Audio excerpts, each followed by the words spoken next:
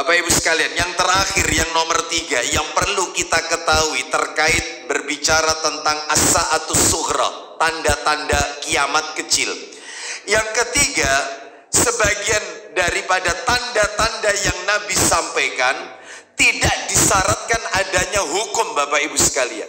Maksudnya apa? Maksudnya jika tanda-tanda tersebut yaitu terjadi, baik tanda-tanda tersebut sesuatu yang jelek ataupun sesuatu yang baik, yang wajib ataupun yang haram, maka dalam hal ini tidak berdampak pada hukum. Contoh, Nabi Shallallahu Alaihi Wasallam mengabarkan kepada kita salah satu tanda-tanda kiamat kecil adalah jumlah kaum wanita lebih banyak daripada kaum laki-laki, hingga perbandingannya 50 dibanding 1.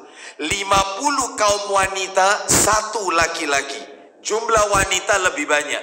Bukan berarti kalau begitu ada di zaman kita ini wanita yang wanita yang melahirkan bayi perempuan lalu kita hukumi bahwasanya Anda adalah menjadi penyebab yaitu akan terjadinya kiamat. Bukan, tidak berdampak pada hukum. Ya, contoh lagi Nabi mengatakan seperti yang akan kita bahas sebentar lagi ini, yaitu tanda-tanda kiamat kecil.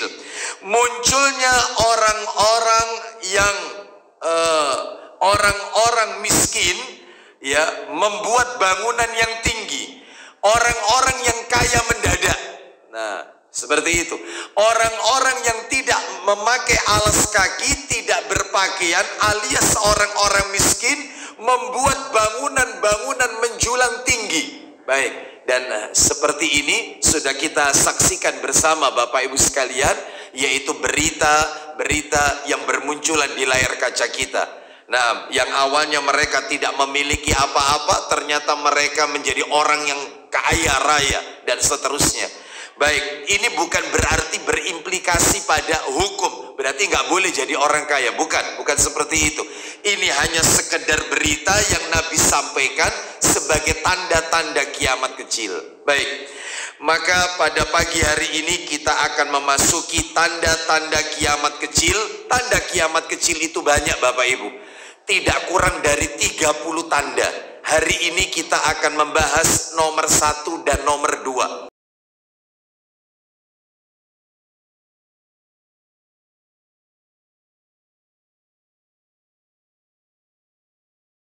Masa ensiklopedi hari kiamat, semoga menjadi tamat ilmu yang manfaat bagi kita semua. Selanjutnya kami informasikan kepada jamaah untuk tetap menjalankan protokol pencegahan COVID, di antaranya dengan tetap menggunakan masker dan menjaga jarak selama duduk saat kajian. Ini kan kami sampaikan pada Ustaz Abu Aslam. Kami persilahkan. Assalamualaikum warahmatullahi wabarakatuh.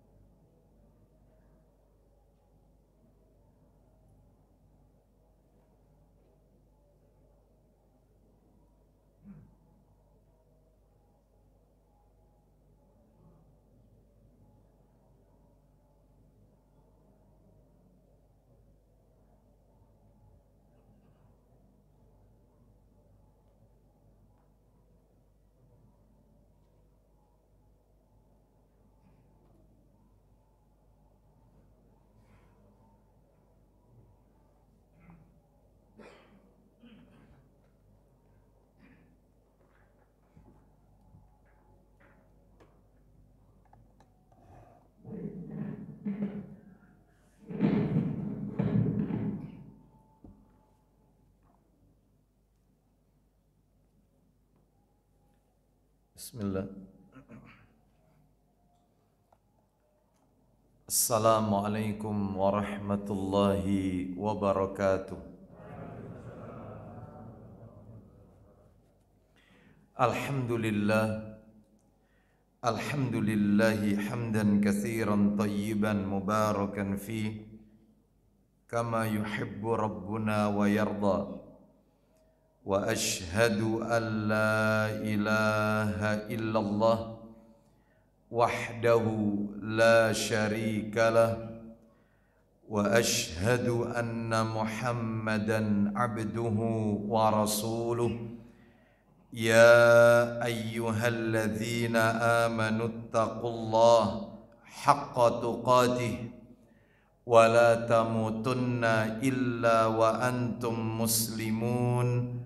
Amma ba'du, fa inna asdaqal hadisi kitabullah wa khairal hadi hadi Muhammadin sallallahu alaihi wasallam wa syarral umuri muhdatsatuha wa kulla muhdatsatin bid'ah wa kulla bid'atin dhalalah wa kulla dhalalatin finnar. Ikhwan wa akhwati fillah, bapak-bapak, ibu-ibu, kaum muslimin dan muslimah, jamaah majelis taklim kajian subuh Masjid Nurul Iman yang semoga dimuliakan oleh Allah Subhanahu wa taala. Kepada segenap pengurus yayasan maupun takmir Masjid Nurul Iman yang semoga dirahmati oleh Allah Subhanahu wa taala. Tidak ada kata yang patut kita ucapkan di pagi hari ini selain rasa syukur kita kepada Allah Tabaraka wa taala atas segala karunia nikmat yang telah Allah berikan kepada kita, sehingga kita dipertemukan kembali di salah satu rumah Allah dari sekian banyak rumah-rumah Allah yang ada di muka bumi ini, yaitu Masjid Nurul Iman, di dalam rangka melaksanakan perintah Allah Subhanahu wa taala, yaitu ibadah salat subuh yang dilakukan secara berjamaah dan dilanjutkan dengan talabul ilmi, menuntut ilmu. Semoga rangkaian amal ibadah yang kita lakukan pada pagi hari ini semuanya menjadi amalan yang diterima dan diridhoi oleh Allah Subhanahu wa taala. Bapak Ibu kaum muslimin dan muslimah rahimani wa rahimakumullah, sebelum kita lanjutkan materi kita pada pagi hari ini, maka kami memohon maaf kepada segenap pengurus yayasan maupun takmir Masjid Nurul Iman atas keterlambatan kami pada kajian subuh pagi hari ini karena satu dan lain hal. Semoga menunggunya Bapak Ibu sekalian tercatat sebagai amal soleh kelak di yaumil akhir. Bapak Ibu rahimani wa rahimakumullah, seperti biasa kajian kita di pekan yang keempat di Masjid Nurul Iman, Ahad yang keempat, pembahasannya adalah kitab yang ditulis oleh Syekh Yusuf bin Abdillah bin Yusuf Al-Wabil hafizahullah ta'ala, kitab yang berjudul Asyratus Sa'ah, kitab yang sudah diterjemahkan ke dalam bahasa Indonesia dengan terjemahan bebas, ensiklopedi hari kiamat menurut sunnah yang sahih. Pagi hari ini kita mencoba untuk langsung memasuki materi inti kita. Kita akan berbicara tentang tanda-tanda kiamat. Sebagaimana yang pernah kami sampaikan pada kajian-kajian sebelumnya, Asyratus Sa'ah, tanda-tanda kiamat terbagi menjadi dua bagian. Ada tanda-tanda kiamat kecil, ada tanda-tanda kiamat besar.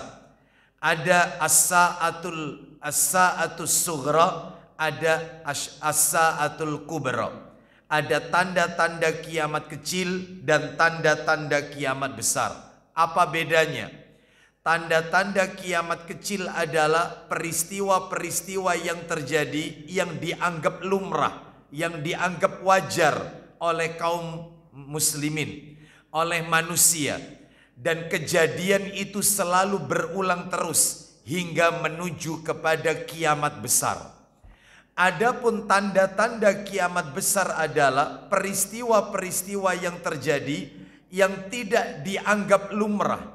Artinya kejadian itu belum pernah terjadi dan kejadiannya cuma sekali, tidak berulang secara terus-menerus. Maka sebelum kita berbicara tentang tanda-tanda kiamat besar, tentunya kita harus mengawali kajian kita tanda-tanda kiamat kecil. Nah, ada 3 hal Bapak Ibu sekalian sebelum kita membahas tanda-tanda kiamat kecil, as-sa'atus sughra. Yang pertama yang perlu kita ketahui tentang tanda-tanda kiamat kecil, bukan berarti Allah Azza wa Jalla tidak kuasa menegakkan kiamat tanpa didahului adanya tanda-tanda. Namun disebutkan tanda-tanda tersebut adalah Allah Subhanahu wa Ta'ala hendak memberikan kepada kita pelajaran, ya, kepada para hamba-hambanya. Allah hendak menunjukkan tentang kekuasaannya.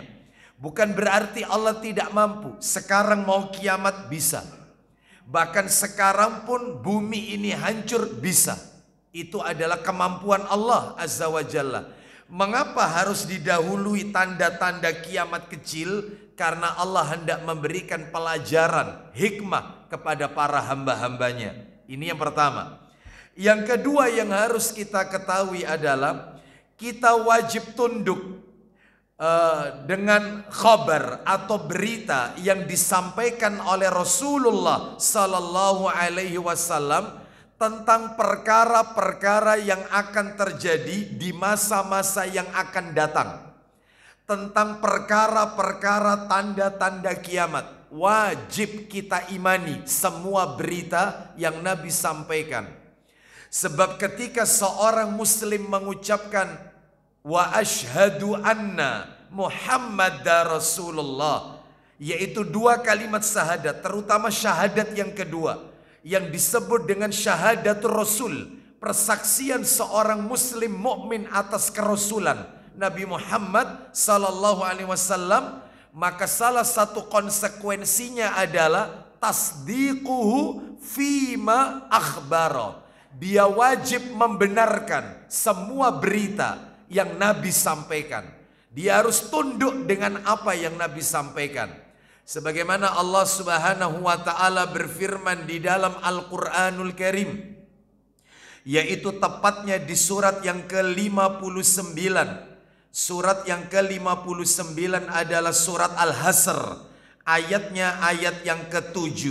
Kami akan bacakan pada penggalan ayat saja, tidak dari awal. Allah berfirman, "Wa ma atakumur rasulu fakhuduhu wa ma nahakum anhu fantahu." Yang artinya disebutkan di dalam ayat ini, silakan, sudah ketemu? Apa yang diberikan Rasul kepadamu, agak ke tengah, agak ke bawah, silakan. Apa yang diberikan Rasul kepadamu? Ada Pak? Ya silakan, tafadhal Pak Adi. Apa yang diberikan Rasul kepadamu maka terimalah. Ulang lagi. Apa yang diberikan Rasul kepadamu maka terimalah. Lanjut. Dan apa yang dilarangnya bagimu maka tinggalkanlah. Baik, Bapak Ibu sekalian rahimani wa rahimakumullah, apa yang diberikan Rasul kepadamu maka terimalah. Semua berita yang Nabi sampaikan, sekalipun susah dijangkau oleh logika, akal, sulit disentuh oleh indera, wajib sami'na wa ata'na. Kenapa? Karena Rasulullah Sallallahu Alaihi Wasallam tidak akan pernah berdusta, apalagi terkait perkara-perkara gaib. Karena tidak mungkin Nabi mengucapkan perkara-perkara gaib kecuali semua itu datangnya dari Allah Azza wa Jalla. Allah mengatakan lagi dalam firman-Nya di surat An-Najm, surat yang ke-53, "Wa ma yantiku anil hawa In huwa illa wahyu yuha. Tidaklah yang Nabi ucapkan itu berdasarkan hawa nafsunya, tetapi yang Nabi ucapkan itu adalah wahyu yang Allah wahyukan.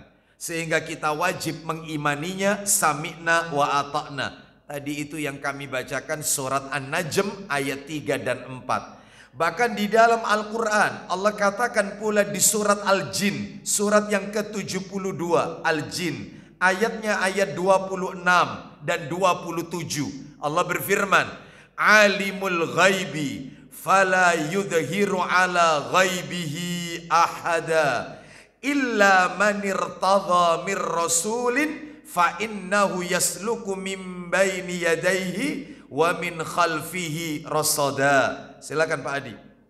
Dia mengetahui yang gaib. Allah mengetahui yang gaib. Lanjut. Tetapi dia tidak memperlihatkan kepada siapapun tentang yang gaib itu. Allah Subhanahu wa taala tidak memperlihatkan kepada siapapun tentang yang gaib itu. Ayat 27-nya illa, kecuali kepada Rasul yang diridhoinya. nah, kecuali kepada Rasul. Siapa yang dimaksud Rasul di sini? Nabi Muhammad sallallahu alaihi wasallam. Sehingga kalau Nabi berbicara tentang perkara-perkara gaib seperti turunnya Nabi Isa alaihissalam, ini yang tanda-tanda kiamat besar ya. Lalu kemudian Imam Mahdi akan keluar, Dajjal akan muncul, lalu kemudian Dajjal akan dibunuh oleh Nabi Isa alaihissalam di sebuah tempat namanya Bablut, salah satu daerah yang ada di Palestina. Lalu kemudian setelah itu muncul kekacauan terakhir, Ya'juj dan Ma'juj. Ini adalah berita-berita gaib yang wajib kita imani. Baik, Bapak Ibu sekalian, yang terakhir, yang nomor 3, yang perlu kita ketahui terkait berbicara tentang as-sa'atus sughra, tanda-tanda kiamat kecil.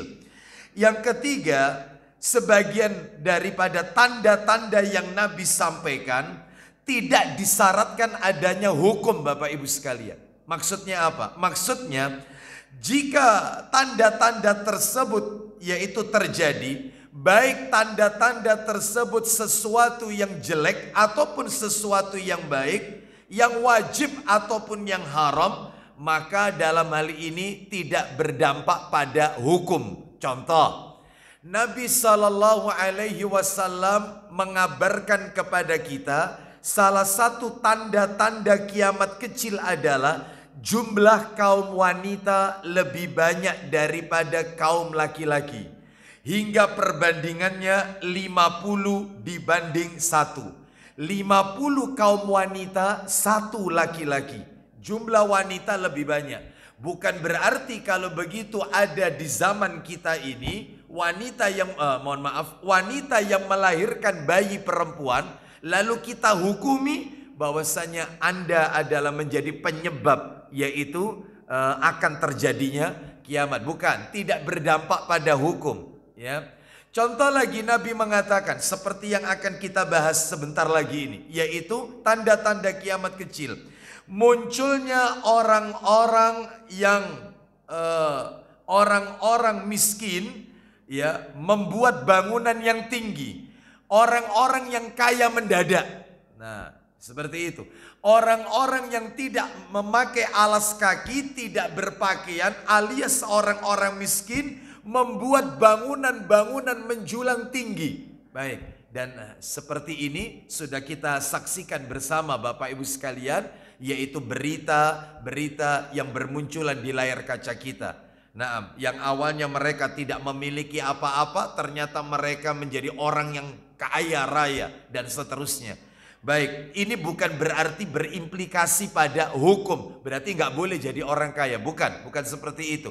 Ini hanya sekedar berita yang Nabi sampaikan sebagai tanda-tanda kiamat kecil. Baik, maka pada pagi hari ini kita akan memasuki tanda-tanda kiamat kecil. Tanda kiamat kecil itu banyak Bapak Ibu, tidak kurang dari 30 tanda. Hari ini kita akan membahas nomor 1 dan nomor 2. Tanda-tanda kiamat kecil yang nomor 1 dan nomor 2. Apa itu? Yang pertama adalah budak wanita melahirkan majikan. Budak wanita melahirkan majikan. Nanti saya jelaskan. Yang kedua, kaya mendadak. Orang miskin yang membuat bangunan menjulang tinggi alias kaya mendadak. Mana dalilnya? Dalilnya agak panjang. Kami akan bacakan hadis yang diriwayatkan oleh Muslim di dalam Sahih Muslim, ya. Di dalam Sahih Muslim, Bapak Ibu sekalian, rahimani wa rahimakumullah, yaitu hadis nomor 1, ya, hadis pertama ini ya, atau juga bisa kita lihat dalam riwayat Abu Dawud, dalam kitab Sunan Abu Dawud, hadis yang ke-4695, ya, dan juga di dalam riwayat Tirmidzi juga bisa. Dalam kitab Sunan Tirmidzi, hadis yang ke-2610. Kita baca yang riwayat Muslim. Saya bacakan saja.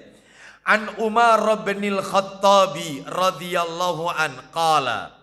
Dari sahabat Umar bin Al-Khattab radhiyallahu an, dia berkata, "Bainama nahnu julusun 'inda Rasulillahi sallallahu alaihi wasallam dzata yaumin." Suatu hari, kata Umar bin Khattab radhiyallahu an, suatu hari kami para sahabat duduk di dekat Rasulullah sallallahu alaihi wasallam. Idh tala'a alaina rajulun syadidu bayadus thiyabi syadidu sawadas sya'ri. Artinya, tiba-tiba muncul seorang laki-laki yang memakai pakaian sangat putih dan rambutnya sangat hitam. La yura alaihi asarus safar wala ya'rifuhu minna ahadun. Tidak terlihat tanda-tanda atau bekas perjalanan dari orang itu. Maksudnya Umar bin Khattab radhiyallahu an, orang itu nggak kelihatan habis dari bepergian. Biasanya orang itu kalau setelah melakukan perjalanan jauh itu kan rambutnya kusut masai, terus kemudian bajunya lecet, ya kurang rapi. Biasanya begitu. Ini tidak. Bajunya rapi, rambutnya hitam legam, rapi. Tidak ada tanda-tanda bekas dari bepergian. Dan kata Umar bin Khattab radhiyallahu an, tidak ada seorang pun di antara kami yang mengenal orang itu. Ya, ini datang, ya, datang nggak ada satupun yang kenal. Ya, dia ini dari mana, siapa namanya, nggak ada yang kenal. Lalu kemudian hatta jalasa ilan nabi sallallahu alaihi wasallam, sampai akhirnya orang ini duduk di hadapan Nabi sallallahu alaihi wasallam. Fa asnada rukbatayhi ila rukbatayhi wa wada'a kaffayhi ala fakhidayhi. Kata Umar bin Khattab radhiyallahu an, orang ini duduk di hadapan Nabi, lalu lututnya disandarkan kepada lutut Nabi. Lutut ketemu lutut. Anda bisa bayangkan betapa dekatnya orang ini berhadapan dengan Nabi. Lututnya ditempelkan dengan lutut Nabi dan kedua telapak tangannya, meletakkan kedua tangannya di atas paha Nabi. Sudah berhadapan ini. Ya, lutut bertemu lutut, kedua tangannya memegang paha Nabi. Berhadapan persis. Lalu kemudian apa yang terjadi? Kemudian yaitu dia berkata, waqala ya Muhammad akhbirni anil Islam. Kemudian ia berkata, wahai Muhammad. Dari sini saja tambah para sahabat semakin curiga. Siapa orang ini? Semua mengatakan wahai Rasulullah, wahai Nabiullah. Tetapi dia mengatakan wahai Muhammad. Dia tidak mengatakan wahai Rasulullah. Ya Muhammad, wahai Muhammad, akhbirni anil Islam. Beritahukan kepadaku tentang Islam. Maksudnya yang ditanyakan rukun Islam. Faqala Rasulullah sallallahu alaihi wasallam.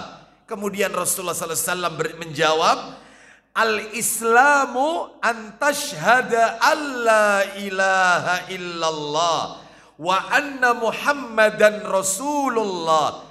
Islam itu adalah engkau bersaksi tidak ada ilah yang berhak untuk diibadai dengan benar kecuali Allah, dan engkau bersaksi bahwasannya Nabi Muhammad adalah utusan Allah. Satu, wa tuqimus shalah, engkau mendirikan salat.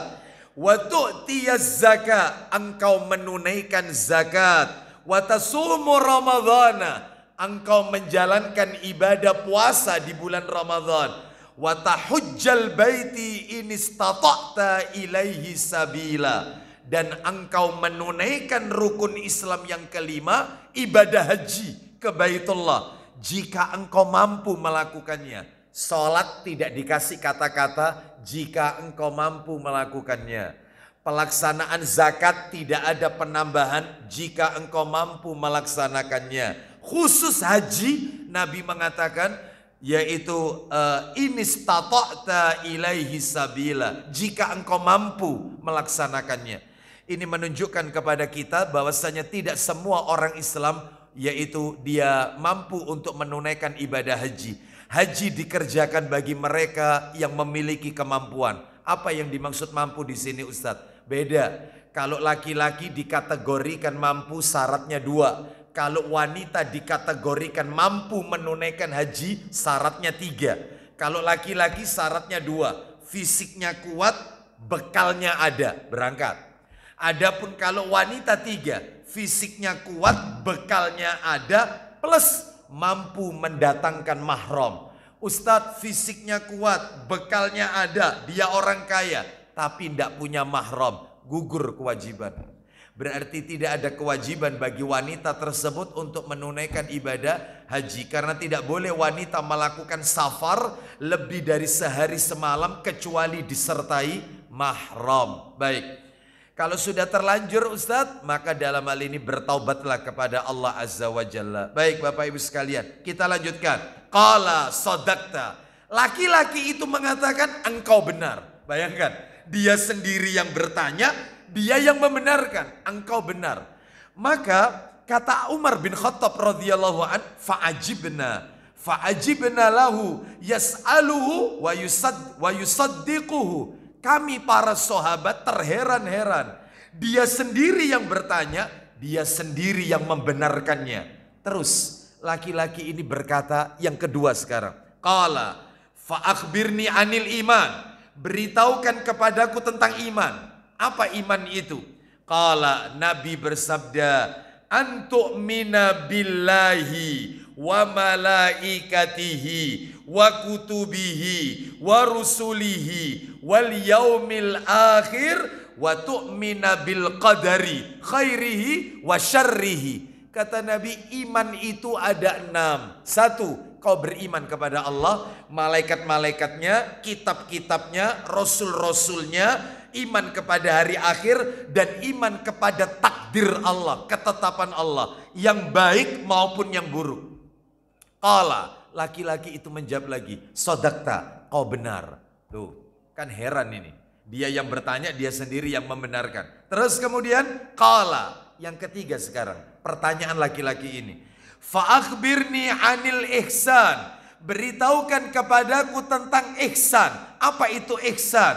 Qala, Nabi menjawab, anta'budallaha ka'annaka tarahu, fa'illam takun tarahu, fa'innahu yaraka. Ihsan itu adalah engkau beribadah kepada Allah seakan-akan engkau melihat Allah. Jika memang engkau tidak bisa melihat Allah, karena nggak mungkin di dunia bisa melihat Allah, maka sesungguhnya Dia melihatmu. Tanamkan dalam hatimu, Allah melihat dirimu. Makanya Bapak Ibu sekalian, orang itu kalau dalam hidupnya merasa Allah itu hadir dalam hidupnya, apapun yang ia lakukan dia tanamkan dalam hati, Allah mengetahui apa yang saya lakukan. Itu orang ihsan. Itu orang ihsan. Kita lanjutkan. Terus kemudian apa yang terjadi? Laki-laki ini berkata yang keempat sekarang. Qala fa'akhbirni anis sa'ah. Ya ini poinnya di sini. Beritahukan kepadaku kapan terjadinya kiamat. Kapan kiamat itu terjadi? Orang kalau bertanya kapan berarti tanya tentang waktu. Apa jawaban Nabi? Qala mal mas'ulu anha bi'a'lama minas sa'il. Kata Nabi, Orang yang ditanya tidaklah lebih tahu daripada yang bertanya. Orang yang ditanya, maksudnya saya, tidak tahu daripada orang yang bertanya. Nah, berarti sama-sama nggak tahu. Orang itu bertanya kapan kiamat karena dia nggak tahu. Nabi menjawab orang yang ditanya tidaklah lebih tahu. Berarti Nabi juga nggak tahu kapan kiamat ini terjadi. Makanya kalau ada orang zaman sekarang yang menerka-nerka kapan itu kiamat, maka ini gimana ini ya, lebih dari Nabi ini berarti. Nabi aja nggak tahu ya, sehingga kalau ada yang mengatakan kiamat itu akan terjadi ya tanggal 12 bulan 12 tahun 2012 ya, ternyata lewat, nggak ada kiamat kan. Nah seperti itu. Ada lagi waktu itu yang sempat viral, kiamat lokal. Nah ada nggak kiamat lokal? Yang waktu itu daerah mana gitu semua satu desa pindah semua. Waktu itu masih ingat itu ya. Sempat rame waktu itu karena akan ada kiamat. Satu desa yang mana lagi, desa mana lagi pindah semua penduduknya karena katanya akan terjadi kiamat. Kiamat kok lokal? Kiamat itu ya semuanya. Ya, seperti itu. Jadi yang seperti ini terlalu berlebihan, menerka-nerka perkara gaib yang hanya Allah saja yang tahu. Baik, kita lanjutkan. Terus orang ini bertanya yang terakhir kalinya. Apa kata orang ini? Karena dia tidak mendapat jawaban kapan kiamat itu terjadi, maka dia bertanya, qala fa akhbirni an amarataha. Fa akhbirni an amaratiha. Artinya, beritahukan kepadaku tentang tanda-tandanya. Ya sudah, kalau begitu, kalau kiamat itu terjadinya kapan, kau tidak tahu, seakan-akan seperti itu.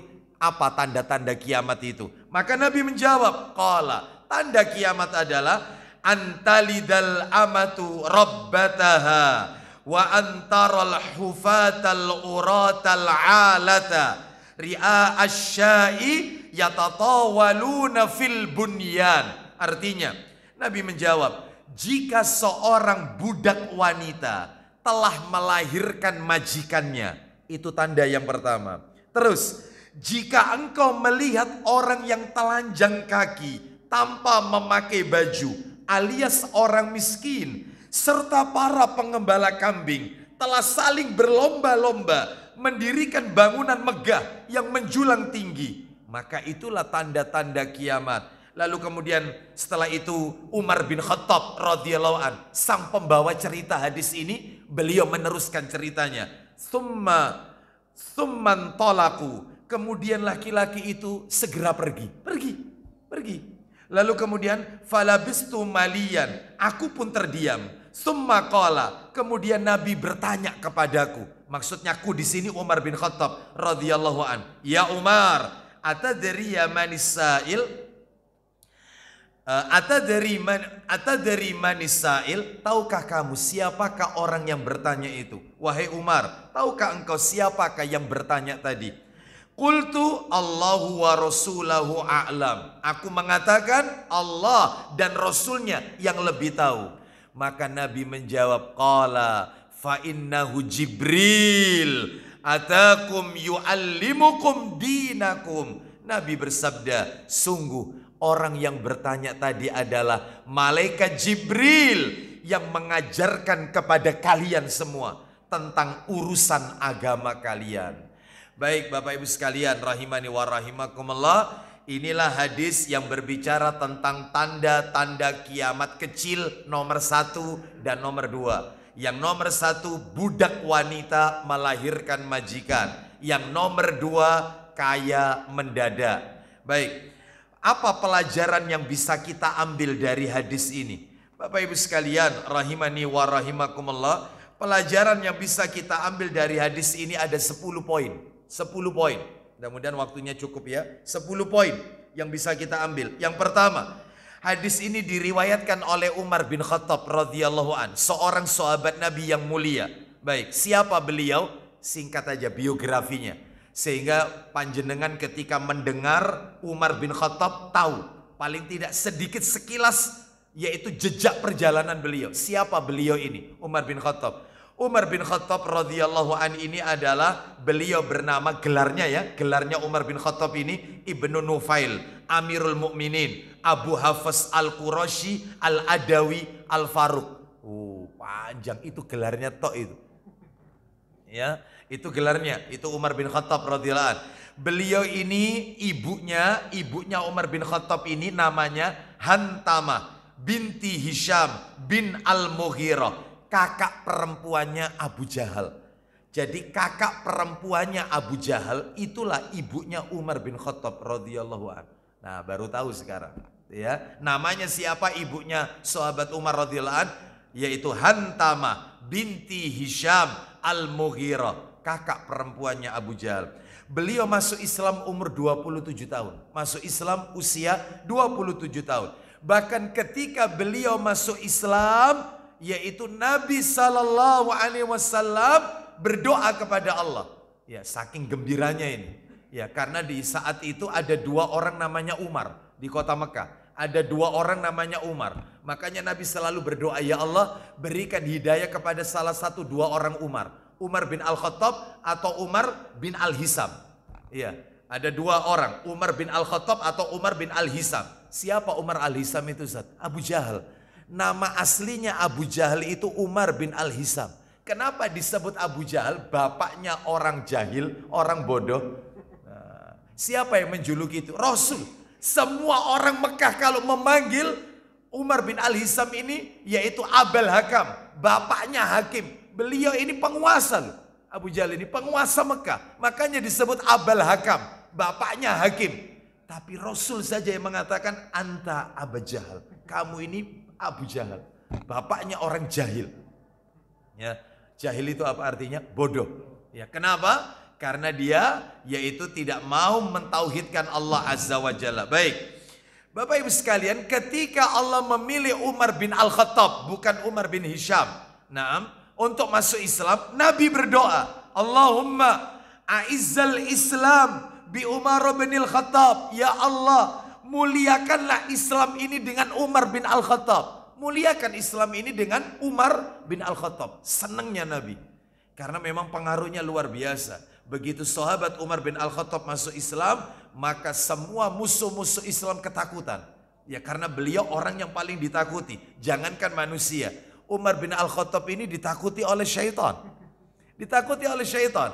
Dalam sejarah dikatakan beliau ini posternya tinggi besar. Umar bin Al-Khattab radhiyallahu anhu. Tinggi besar, kekar, sangat putih kulitnya, dan kedua pundaknya bidang. Ya, dan ketika beliau tua, ujung jenggotnya berwarna hitam kemerah-merahan, serta ditakuti oleh syaitan. Apa kata Nabi dalam hadisnya? Yaitu riwayat Muslim. Kata Nabi, "Walladzi nafsi biyadi, ma laqika asyaitanu qattu salikan fajjan illa salaka fajjan ghaira fajjika." Demi Allah yang menguasai diriku, tidak ada syaitan yang berpapasan denganmu wahai Umar di satu jalan, melainkan syaitan itu pasti akan menyimpang cari jalan yang lain. Setan kalau ketemu Umar bin Khattab takut, mau ketemu aja cari jalan lain. Kalau sama kita gimana? Wah, koncoplek sudah. Papasan sudah. My friend, kan gitu ya. Bapak Ibu sekalian rahimani wa rahimah. Setan aja takut. Ya. Terus beliau ini dikaruniai 13 orang anak. Umar bin Khattab radhiyallahu an. Terus kemudian beliau adalah orang yang pertama kali bergelar Amirul Mukminin. Abu Bakar As-Siddiq, khalifah yang pertama, tidak memiliki gelar Amirul Mukminin. Hanya Umar bin Al-Khattab radhiyallahu an orang yang pertama memiliki gelar Amirul Mukminin, pemimpin orang-orang yang beriman. Kita lanjutkan. Bapak Ibu sekalian, beliau Umar bin Khattab orang yang pertama kali membuat penanggalan Hijriah. Jadi kalau panjenengan hafal kalender Hijriah, Muharram, Safar, Rabiul Awal, Rabiul Akhir, Jumadil Ula, Jumadis Tsani, Rajab, Sya'ban, Ramadan, Syawal, Zulqa'dah, Zulhijjah, penanggalan tersebut adalah Umar bin Al-Khattab radhiyallahu an. Beliau mempelajari surat Al-Baqarah 12 tahun.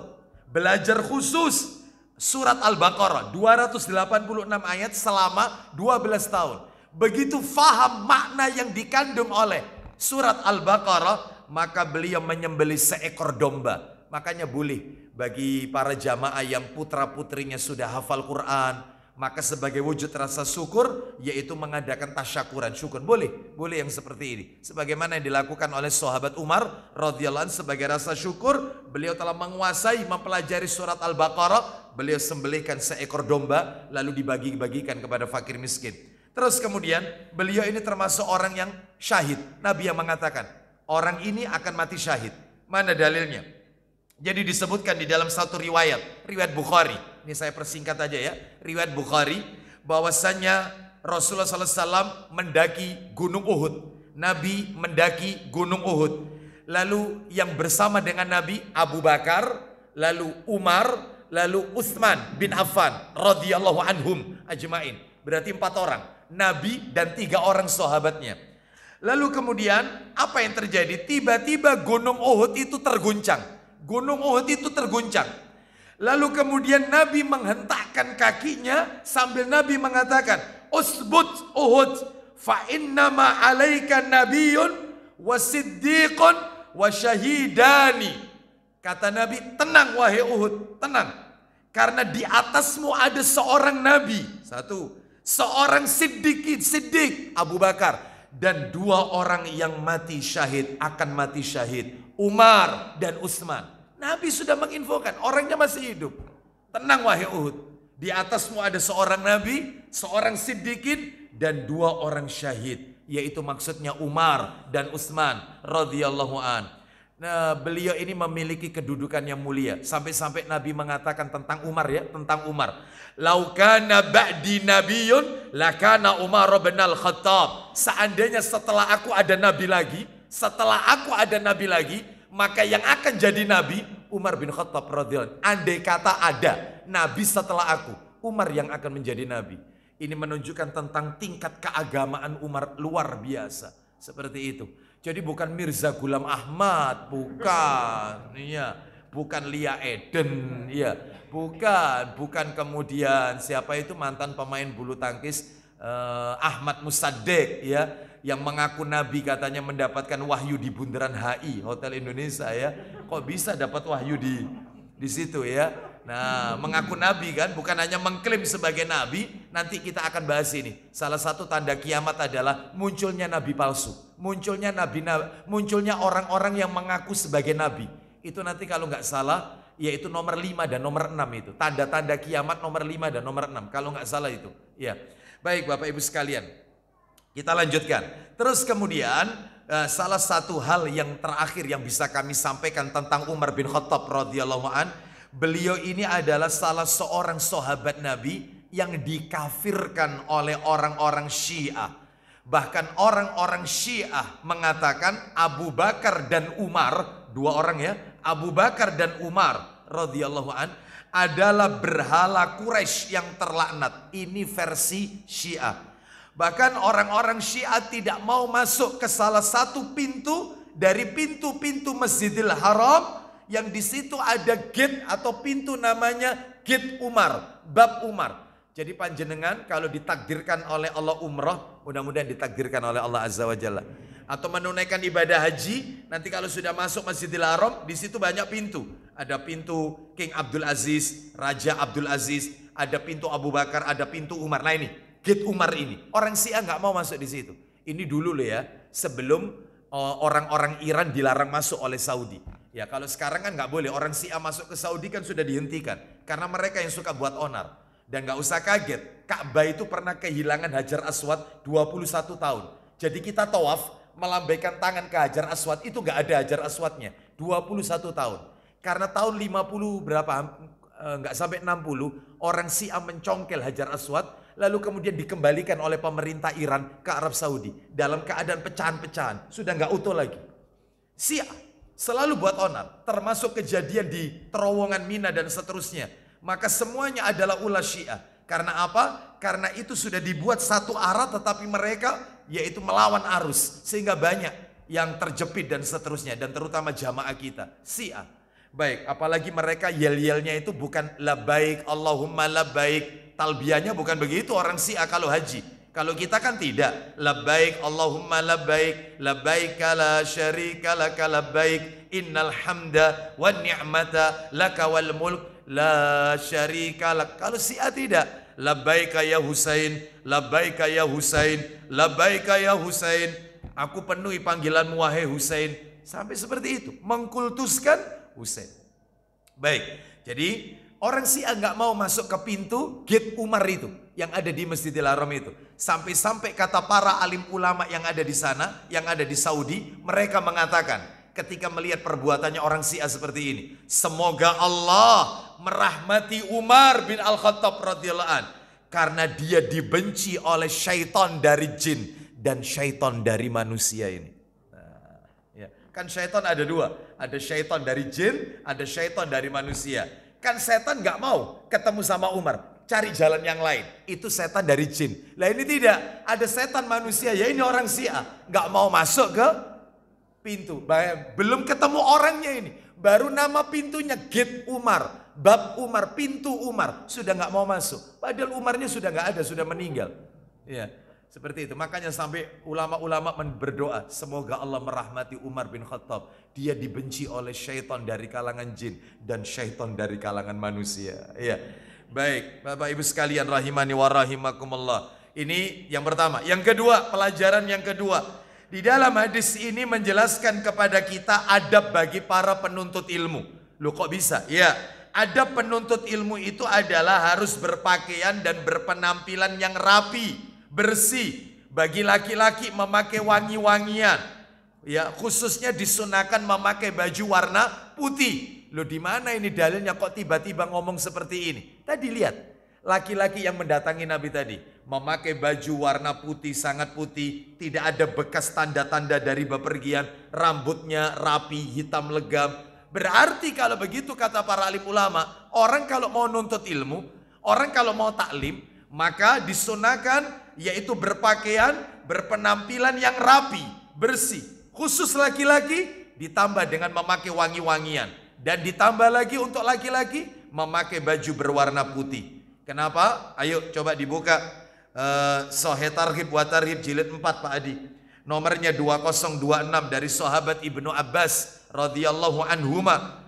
2026 Sahih Targhib wa Tarhib kata Nabi, ilbasu min siyabikumul bayadha fa innaha min khairi siyabikum, atau kama qala Nabi sallallahu alaihi wasallam. 2026. Silakan Pak Adi baca. Pakailah Dari Ibnu Abbas dibaca dulu.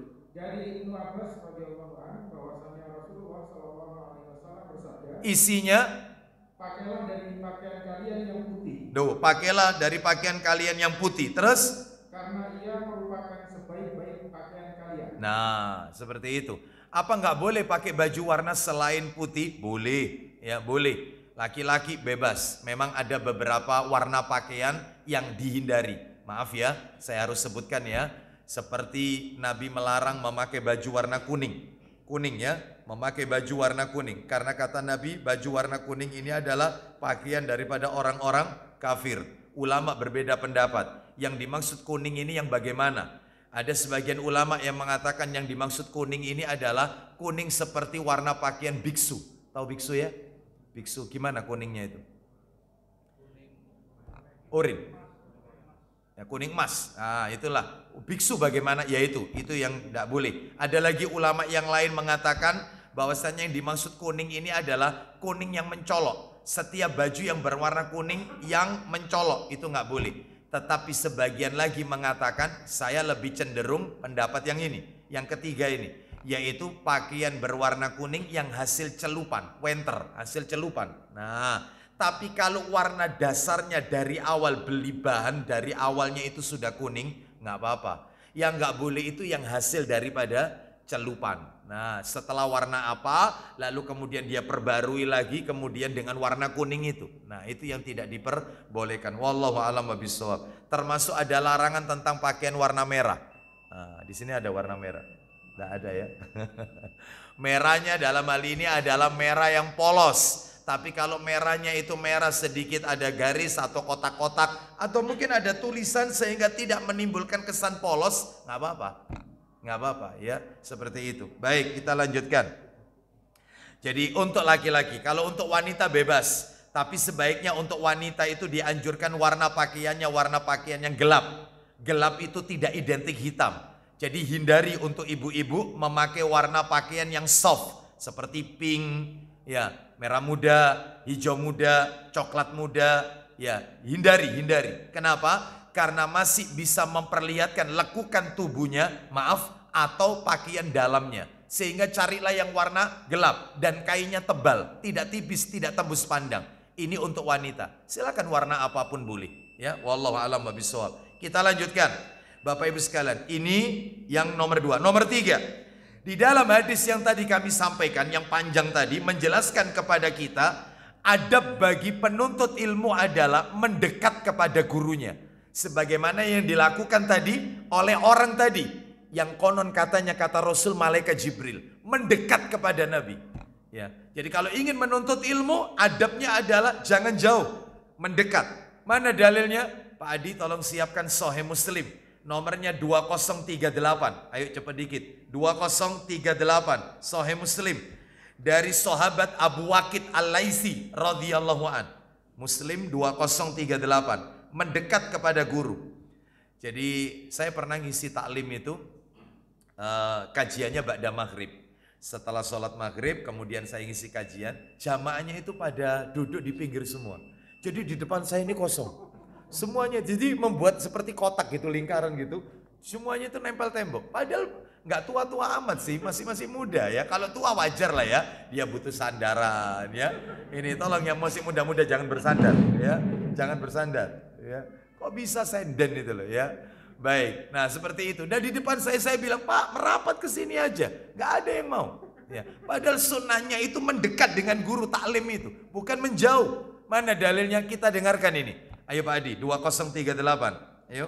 Dari Abu Waqid Al-Laitsi radhiyallahu anhu, katanya pada suatu waktu ketika Rasulullah SAW sedang duduk di masjid beserta orang banyak, ya, memberikan pengajian, ya, tiba-tiba datang 3 orang serombongan. Ya. Yang 2 orang mendatangi Rasulullah SAW, sedang yang seorang lagi terus pergi begitu saja. Baik, perhatikan baik-baik Bapak Ibu sekalian, rahimani wa rahimakumullah. Jadi ada 3 orang yang hadir di majelisnya Rasulullah Sallallahu Alaihi Wasallam. Yang 2 orang masuk ke dalam majelisnya Nabi. Yang 1 orang pergi meninggalkan, yaitu majelisnya Rasul. Kenapa? Silakan. Yang 2 orang dulu kita dengarkan baik-baik. Silakan. Seorang di antara yang berdua mencari-cari tempat lowong dalam halaqah, lalu dia duduk di situ. Baik. Dari 2 orang yang masuk ke majelisnya Rasulullah SAW ini, orang yang pertama mencari tempat yang kosong sampai dia duduk di depan Rasul SAW. Sedangkan orang yang kedua, dia malu melangkahi pundaknya orang. Jadi duduk sedapatnya, tapi tetap masuk dia. Karena di depan sudah penuh ini, sudah penuh.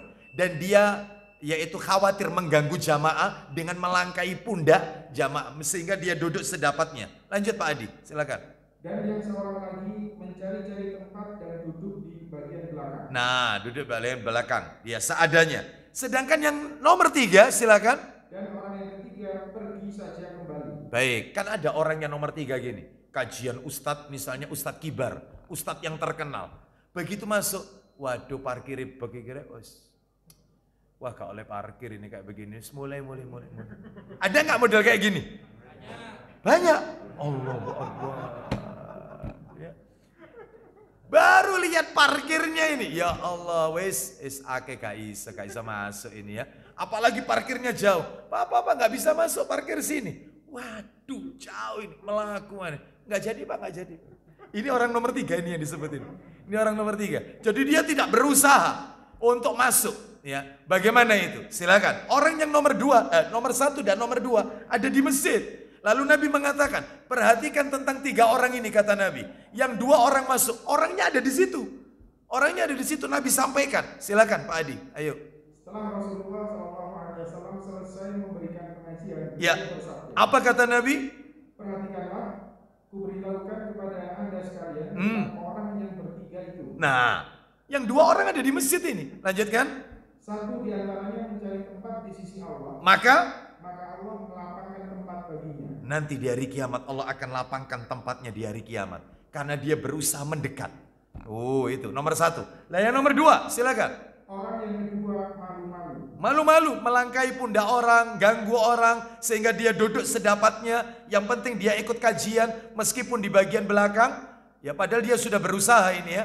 Terus lanjut, maka Allah malu pula kepadanya. kata para alim ulama yang dimaksud Allah malu pula kepadanya, maksudnya apa? Allah malu kalau tidak memberikan pahala. Allah malu kalau tidak mengampuni dosa orang tersebut.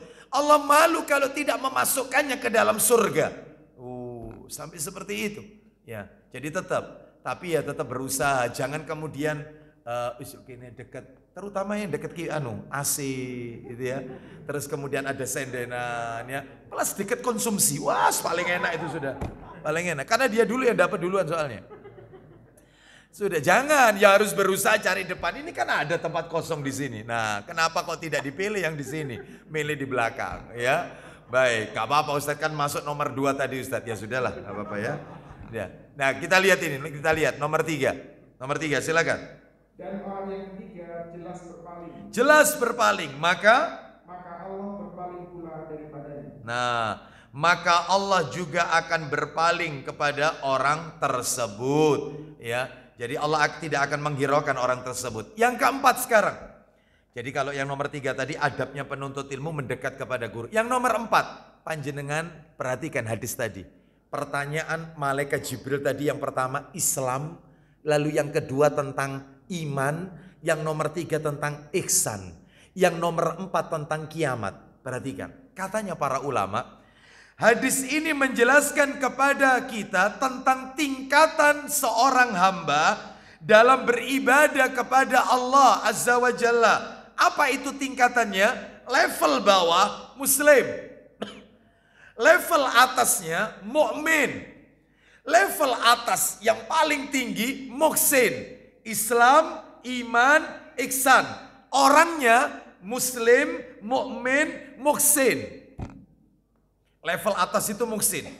Maka kata para alim ulama, kenapa level muhsin itu kok ada di atas? Kenapa kok ada di atas?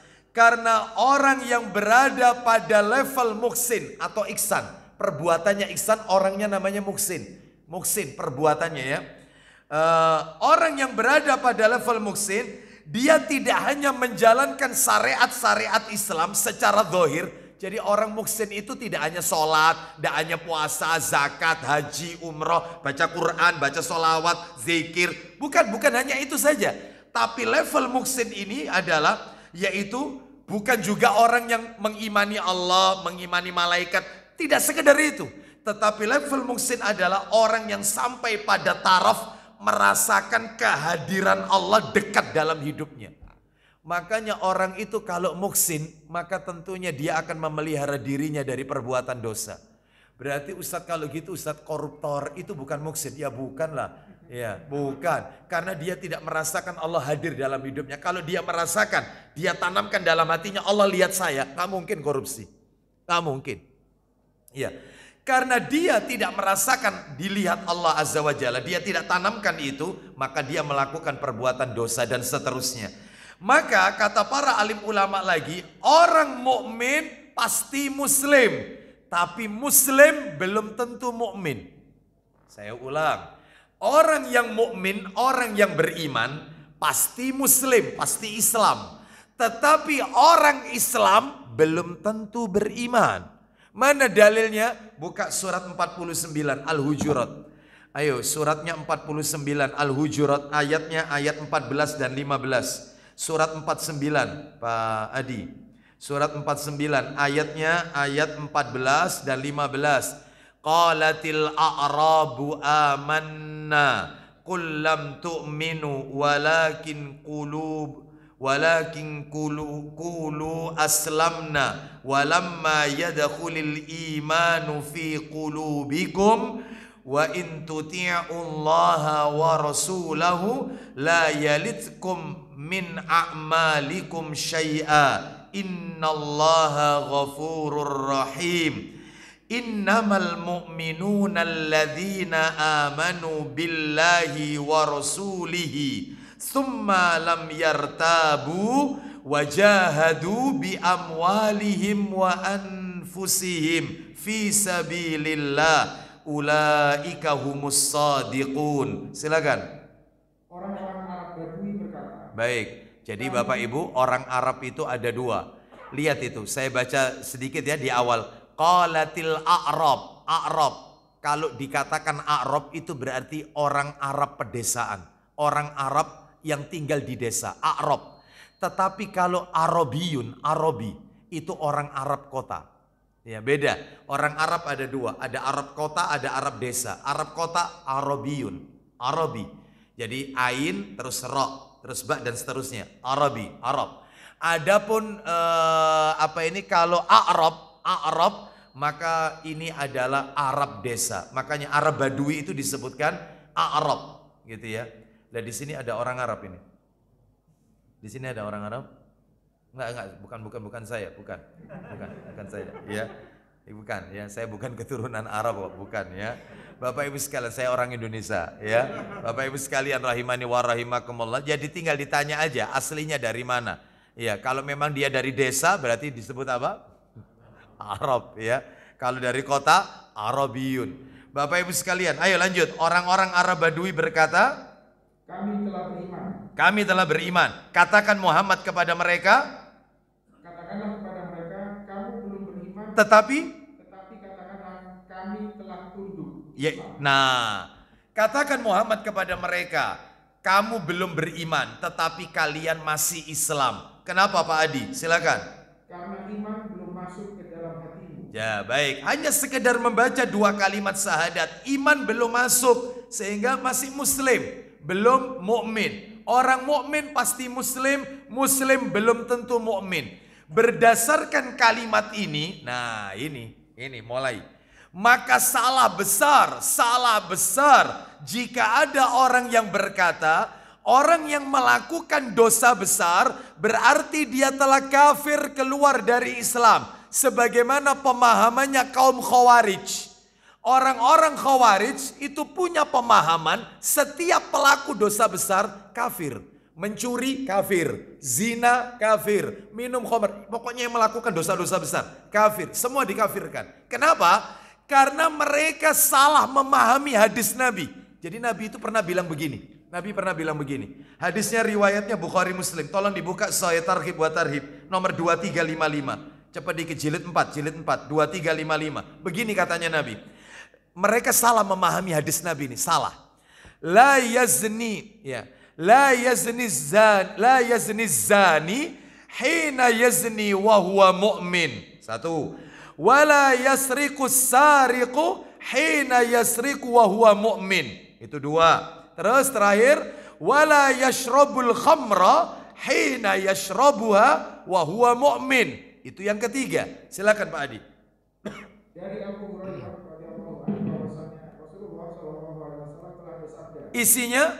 Tidaklah pezina berzina ketika dia berzina. Nah. Dan dia adalah seorang mukmin. Baik, lihat kalimatnya. Tidaklah seseorang itu berzina kalau pada saat berzina tersebut ia beriman. Maksudnya begini, berarti orang berzina itu bukan orang beriman. Itu ya. Terus lanjut. Tidaklah mencuri ketika dia mencuri. Maksudnya begini, tidaklah seseorang itu dikatakan, tidaklah seseorang itu mencuri kalau pada saat mencuri tersebut ia beriman. Maksudnya orang beriman tidak mungkin mencuri. Berarti kalau mencuri itu bukan orang beriman. Maksudnya Nabi begitu. Terakhir lanjut. Dan tidaklah seseorang minum khamr ketika dia meminumnya dan dia adalah seorang mukmin. Maksudnya orang beriman tidak mungkin minum khamr. Artinya orang minum khamr itu berarti bukan orang beriman. Khawarij berkata, berarti kalau dia bukan orang beriman, berzina bukan beriman, terus mencuri bukan beriman, minum khamr bukan beriman. Lah lawan katanya kalau tidak beriman ya kafir. Makanya mereka mengkafirkan seluruh pelaku dosa besar. Orang berzina vonis kafir, orang mencuri vonis kafir, orang minum khamr vonis kafir, karena mereka bukan orang beriman. Karena lawan katanya iman itu kafir. Pemahaman ini salah. Lah terus yang benar bagaimana? Menurut ahlus sunnati wal jamaah, Pemahaman yang benar adalah memang betul orang mencuri, orang berzina, orang minum khamar bukan orang beriman. Tetapi dia masih muslim. Levelnya turun karena level ada 3. Muslim, mukmin, muhsin. Orang berzina, mencuri, minum khamar bukan muhsin dan bukan mukmin. Tapi dia masih muslim karena dia masih baca 2 kalimat syahadat. Berarti belum keluar Islam. Lah kalau misalnya dia tidak sholat Ustadz, lah beda lagi. Beda lagi. Karena rukun Islam itu ada 5. Yang nomor 2 itu sholat. Dia bahkan meyakini sholat itu tidak wajib. Bahkan dia dengan terang-terangan meninggalkan sholat. Ya kafir. Jelas itu turun derajatnya sudah, bukan muslim lagi, di bawahnya yaitu kafir. Selama dia masih sholat, kan ada Bapak Ibu sekalian, ya sholat ya minum khamar, ada enggak? Ya sholat ya judi, ya sholat ya makan riba. Lu bayangkan, puasa Ramadan tapi yaitu melakukan zina, habis Ramadan zina. Kan banyak yang kayak begini. Apakah dia kafir? Enggak, tidak. Levelnya masih muslim. Makanya tadi saya katakan, orang muslim belum tentu mukmin. Orang mukmin pasti muslim. Nah, seperti itu.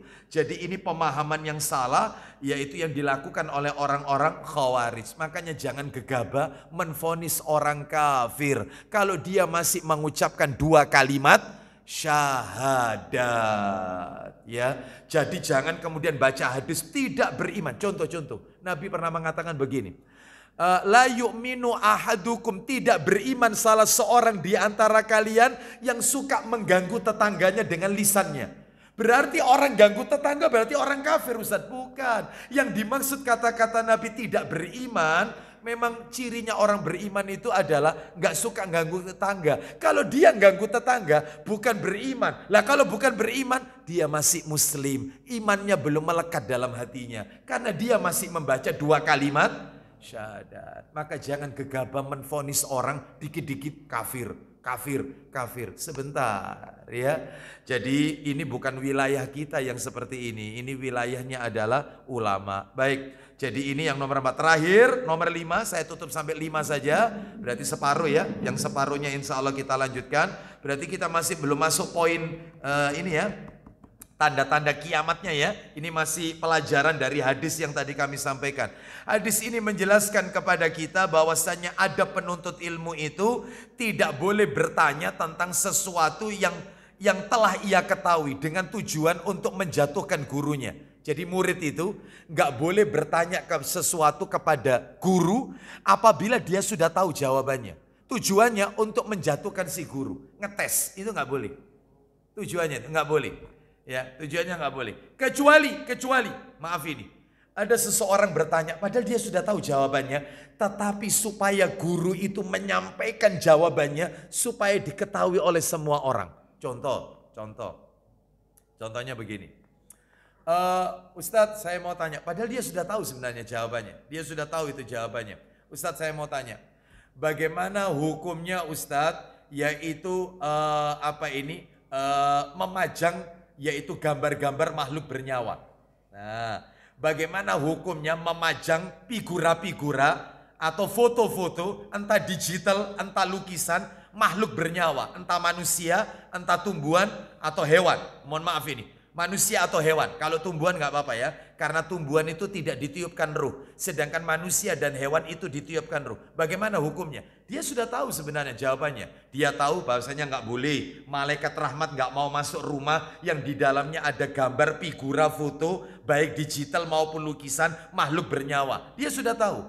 Tapi semua maksudnya dia tanya, semua agar jawabannya Ustadz itu didengarkan oleh jamaah yang lain, yang ternyata di situ masih banyak yang memajang foto-foto, gambar-gambar makhluk bernyawa dan seterusnya. Lah yang seperti ini boleh, tapi kalau tujuannya untuk ngetes ustadznya, itu nggak boleh.